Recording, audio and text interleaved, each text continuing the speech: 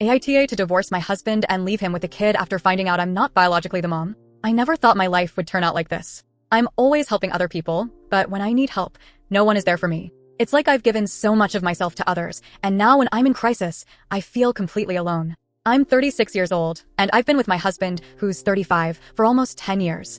We've been married for 7 of those years. We tried to have a baby for 4 long, frustrating years, but it didn't work. Each month brought new disappointment and heartache. Then we got the devastating news that I can't carry a baby because of a health problem. I really wanted to be a mom. It was my lifelong dream, something I'd looked forward to since I was a little girl. I was so sad when I found out I couldn't have a baby. The news hit me like a truck, and I cried for days.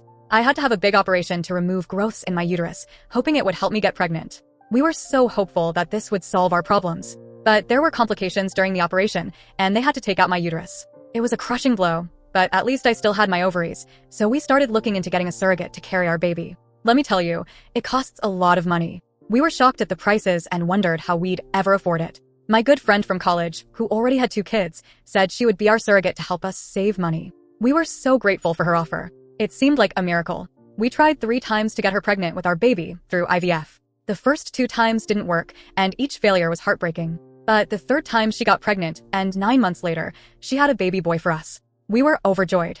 I was so happy and busy after the baby was born. Everything seemed perfect, despite how exhausted I was. I had to go back to work after only 4 weeks off, which felt way too soon. I was working so much at my stressful job and 2 part-time jobs to pay for everything. Between the sleepless nights with a newborn and the constant work, I was running on fumes. I didn't notice anything strange happening, even though the signs were right in front of me. I should have seen the warning signs, but I was too tired from working so much. My friend and my husband started talking more. Sometimes I'd come home from my weekend job and find her at our house with my husband. I thought it was okay because she was carrying our baby, so it was good for her to know my husband better. I never suspected anything sinister was going on. I thought it was weird that our son has brown eyes when both my husband and I have blue eyes. It nagged at me, but I pushed the thought aside.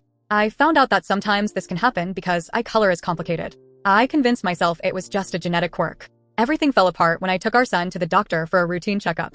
They did some blood tests and found out he has a blood type that's not possible if I'm his mom. I have A+ blood, my husband has O+ blood, and our son has B+ blood. My world started to crumble around me. I was worried the fertility clinic had made a mistake and given us the wrong embryo. I started talking to lawyers about suing the clinic and got a DNA test done, hoping it would prove the clinic's mistake. The test results were like a bomb going off in my life. They showed that I'm not the mother, but my husband is the father. I was so upset and angry, I could barely think straight. I thought the fertility clinic had made a huge, unforgivable mistake. Then my husband told me the truth, and it was even worse than I imagined. He said he had sex with my friend, our surrogate, a few times when we were trying to get her pregnant with our embryos. This means the baby isn't mine at all and wasn't made through IVF. He was made the normal way, which I can never do.